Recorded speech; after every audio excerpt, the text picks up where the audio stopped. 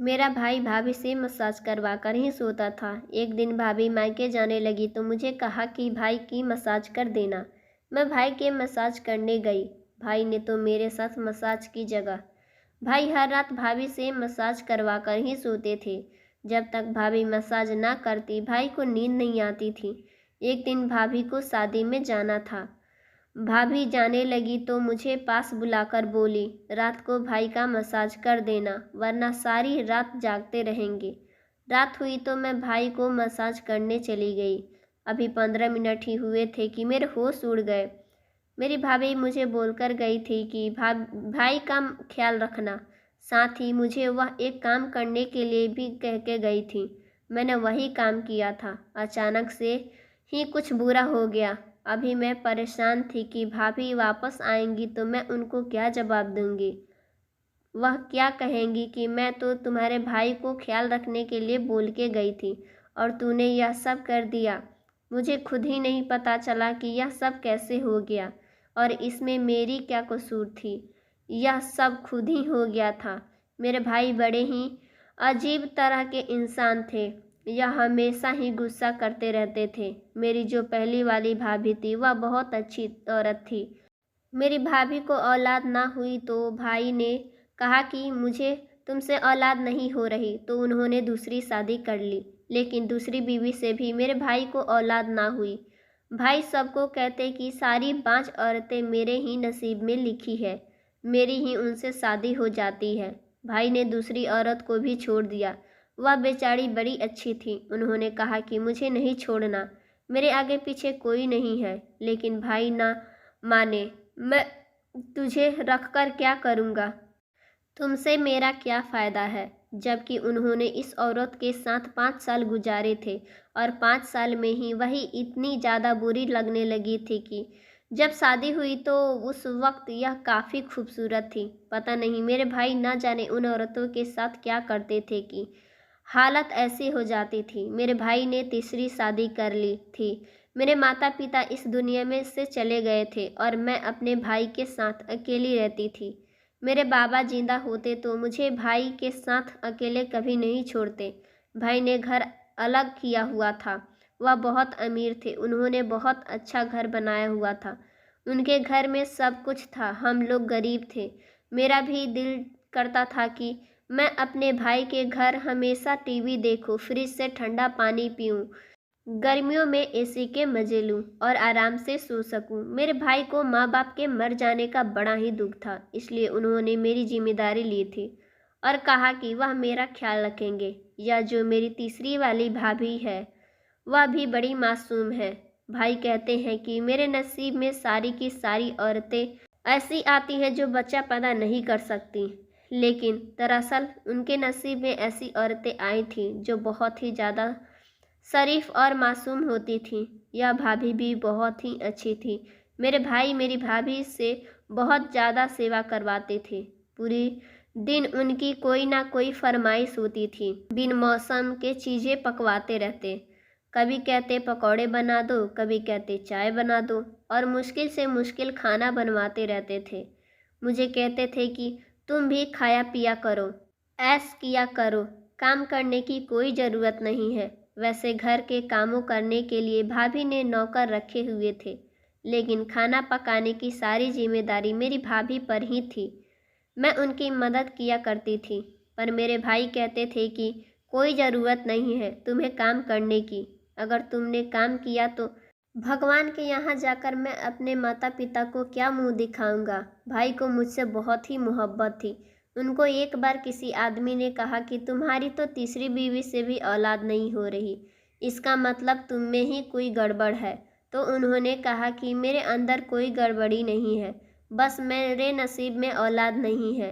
लेकिन अब मुझे औलाद नहीं चाहिए। मेरी तीसरी बीवी से बच्चा हो सकता है, लेकिन मैं अब बच्चा पैदा नहीं करना चाहता। कहाँ बुढ़ापे में बच्चा उठाता फिरूंगा। बच्चे के तो 1000 काम होते हैं। अब तो मेरी अपनी दवाई खाने की उम्र हो गई है और मैं इसके लिए दूध और सामान कैसे लाता फिरूंगा। मेरे माँ बाप के मरने के बाद मैंने अपनी बहन को ही अपनी बेटी बनाकर रखा है, मैं उसको ही विदा कर दूंगा। मेरे सारे अरमान उसकी शादी पर पूरा कर लूँगा। मैं यह बात सुन रही थी। मुझे बड़ी खुशी हुई कि मैंने कहा कि मेरे भाई तो बहुत ही अच्छे हैं, मेरा इतना ख्याल रखते हैं, मुझे अपनी बेटी बना कर रखे हैं। मेरे भाई मेरी भाभी से बहुत ही ज़्यादा काम करवाते थे। रोज रात को उनसे मालिश भी करवाते थे, जबकि यह काम बड़ी ही मुश्किल होता था। मेरी भाभी भाई के ऊपर खड़ी हो जाती थी और पैरों के साथ उनकी कमर तक से टांगों तक की मसाज किया करती थी। शायद उनका वजन ज़्यादा नहीं था, शायद 40 किलो की होंगी।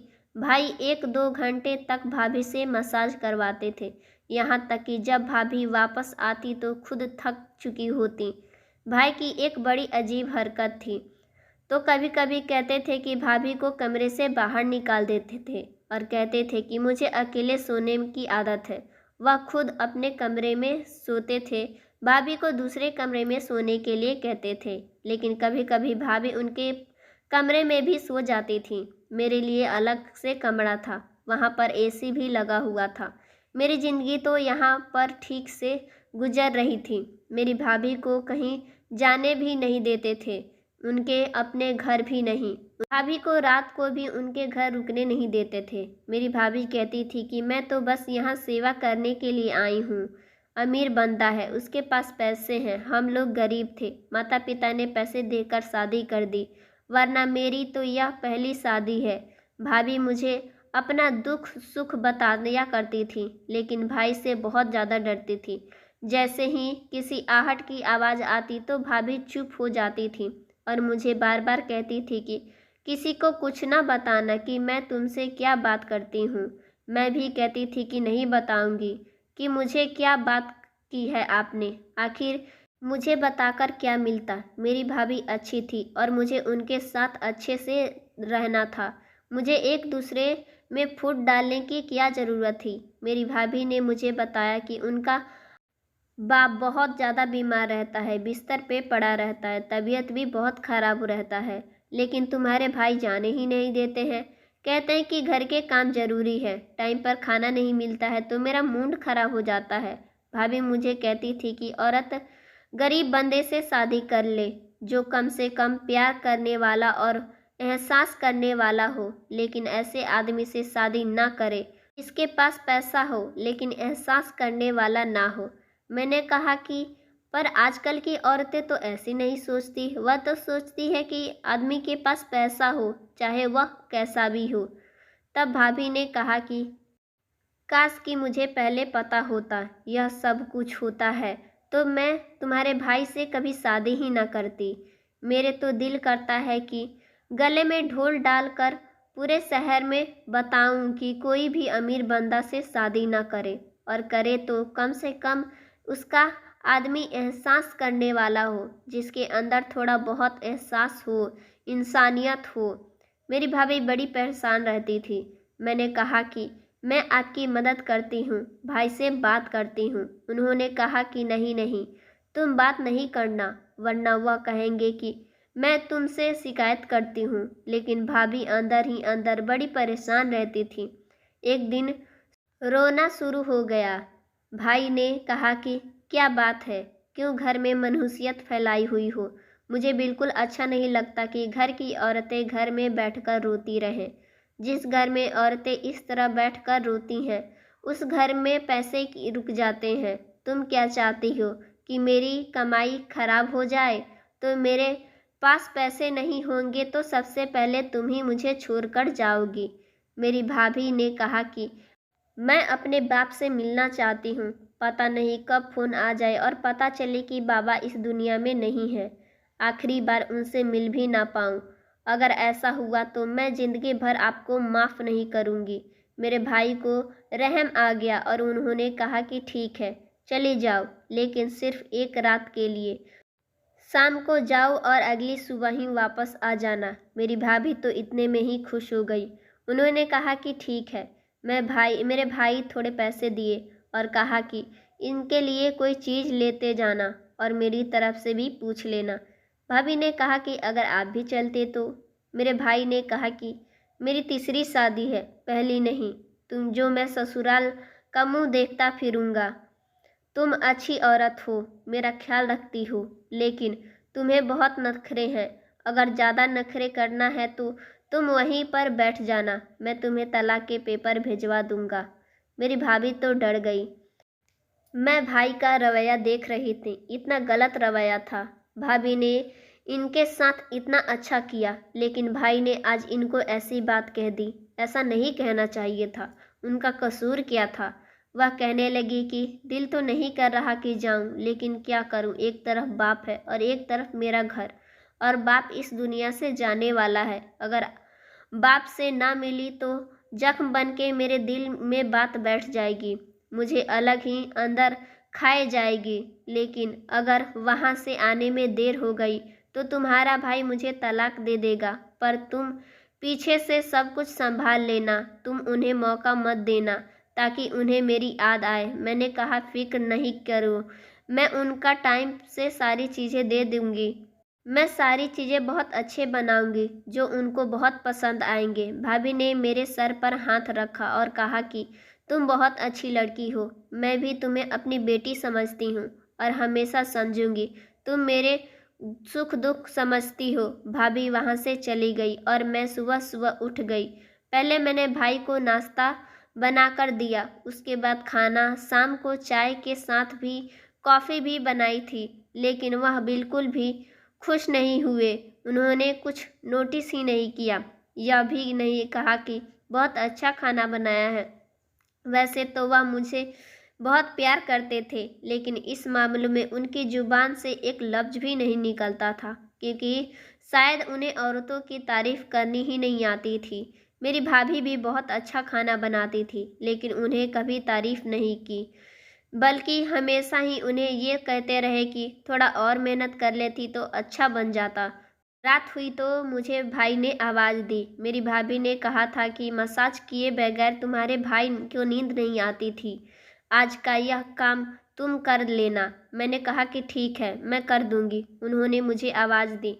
मैं भी कमरे में चली गई। उन्होंने कहा कि मैं मालिश करवाता हूँ तभी मुझे नींद आती है। तुम्हारी भाभी तो चली गई है, नहीं तो उसका काम था। मैंने कहा कि कोई बात नहीं, मैं कर देती हूँ, वह तो सुबह आएंगी। उन्होंने कहा कि ठीक है। मैं भाई की मसाज करने लगी। मेरे भाभी ने कहा था कि तुम्हारे भाई 2-2 घंटे तक मसाज करवाते हैं, इसलिए मुझे पता था कि मेरी जल्दी छुट्टी नहीं होने वाली है। बस मैं भाई का मसाज करने लगी, लेकिन अभी 20 ही मिनट गुजरे थे कि भाई की आवाज़ ही नहीं आई, जबकि इससे पहले वह किसी चैनल पर खबर सुन रहे थे और साथ साथ मुझसे बातें भी कर रहे थे। मुझे लगा कि सो गए हैं। मैंने सोचा कि अगर सो गए हैं तो फिर मैं वापस अपने कमरे में चली जाती हूँ। मैं कमरे में चली गई। मेरी छुट्टी हो गई थी 20 मिनट में ही। मेरी जान छूट गई थी। लगता है मैंने बहुत अच्छा मसाज किया है। तभी उनको नींद आ गई, शायद थके हुए थे। मैं कमरे में आ गई तो भाभी के घर से फ़ोन आया हुआ था। पता चला कि भाभी के बाबा का देहांत हो चुका है। भाभी बोली कि तुम भाई को लेकर जल्दी यहाँ पहुँचो। मैं भाई के कमरे में उनको जगाने गई। जाहिर सी बात थी कि यह कोई छोटी बात नहीं थी। भाभी के बाबा की मौत हो चुकी थी, लेकिन जब मैं भाई को जगाने की कोशिश की तो उठे ही नहीं रहे थे। मैंने उनका आवाज़ लगाई और उनके कंधे पर भी हाथ लगाया। जब मैं उनकी तरफ गौर से देखी तो मुझे ऐसा एहसास हुआ कि वह इस दुनिया में नहीं है। मैं पास वाली आंटी के घर चली गई। वह बहुत अच्छी थी। उनके परिवार से हमारे अच्छे ताल्लुकात थे और उनके छोटे बच्चे थे। वहीं पर ही रहती थी। मैंने उनको कहा कि मेरे भाई उठ नहीं रहे हैं। उन्होंने भी अपने दिल पर हाथ रख लिया और कहा कि सब ठीक तो है। उनके घर में उनका कर्जन आया हुआ था। उनको लेकर वह हमारे घर चली आई। जब उन्होंने चेक किया तो कहने लगी कि अब यह इस दुनिया में नहीं है। यह सुनकर तो मैं हैरान हो गई। मेरे कदमों तले ज़मीन निकल गए। मुझे इस औरत ने कहा कि इन्हें क्या खिलाया था, तो मैंने कहा कि कुछ नहीं, मैंने तो अच्छे से खाना खिलाया और मैं उनको मसाज कर रही थी। मुझे लगा यह सो गए हैं, लेकिन मुझे नहीं पता था कि यह सब क्या हुआ। भाभी तो ये बात बताई तो भाभी तो दहल गई और उन पर कयामत टूट पड़ी। एक तरफ उनके बाप गुजर गए और दूसरी तरफ उनके पति। बड़ी मुश्किल के हालात से मेरी भाभी गुजरी थी। सबसे ज़्यादा तरस तो मुझे भाभी पर आ रहा था। जब वापस आई तो उनके बाबा भी इस दुनिया से जा चुके थे। भाई को भी हार्ट अटैक आया था और उनके पति भी इस दुनिया से जा चुके थे और आज इस बात को 10 दिन हो गए थे। भाई की सारी प्रॉपर्टी मेरे और मेरी भाभी के नाम पे हो गई। अब मैं और मेरी भाभी इस घर में रहते हैं। मेरी भाभी ने कभी भी भाई का जिक्र नहीं किया। वह भी कभी नहीं कही कि मुझे आपके भाई की याद आ रही है। कहती भी कैसे? उन्होंने भाभी को इतना तंग जो किया था। भाभी की एक बहन भी थी जो अकेली हो गई थी। वह भी हमारे साथ ही रहती थी। हम उम्र में बराबर थे। मुझे तो एक अच्छी सहेली मिल गई थी। उनके साथ वक्त अच्छा गुजर जाता था। हम दोनों ने पढ़ने भी शुरू कर दिए थे। भाभी कहती थी कि मैं तुम दोनों को पढ़ाऊंगी ताकि तुम लोगों की शादी हो और तुम लोगों के माँ बाप अब इस दुनिया में नहीं हैं और मैं ही हूँ। मैं तुम लोगों को शादी ऐसे घर में करूँगी जिसमें नहीं पैसा हो बल्कि प्यार और एहसास भी हो। केवल दौलत वाले देखकर तुम्हारी शादी नहीं करूँगी। यह जो लोग अपनी बेटियों की सिर्फ दौलत देखकर शादी कर देते हैं ना, अपनी बेटी के साथ बहुत बड़ा जुल्म करते हैं। मैं तुम दोनों को अपनी बेटी मानती हूँ। मैं तुम्हारे साथ ऐसे नहीं करूँगी। अच्छी जगह तुम्हारी शादी कराऊँगी। भाभी बहुत अच्छी हैं, हमारा बहुत ख्याल रखती हैं। भाई के साथ यही होना था। उन्होंने इतनी सारी औरतों का दिल जो दुखाया था क्योंकि मेरी भाभी ने मुझे बताया था कि तुम्हारे भाई कभी बाप नहीं बन सकते थे, लेकिन हमेशा इस बात का इल्ज़ाम औरतों पर लगाते थे और उन्हें तलाक देकर उनकी ज़िंदगी बर्बाद कर देते थे। वह इस दुनिया से चले गए और अभी भी उनके साथ अच्छा ही हुआ है, वरना इन जैसे आदमी के साथ बहुत ही बुरा होता है और दुनिया तमाशा देखती है। सो फ्रेंड्स, स्टोरी अच्छी लगी हो लाइक कर दीजिएगा।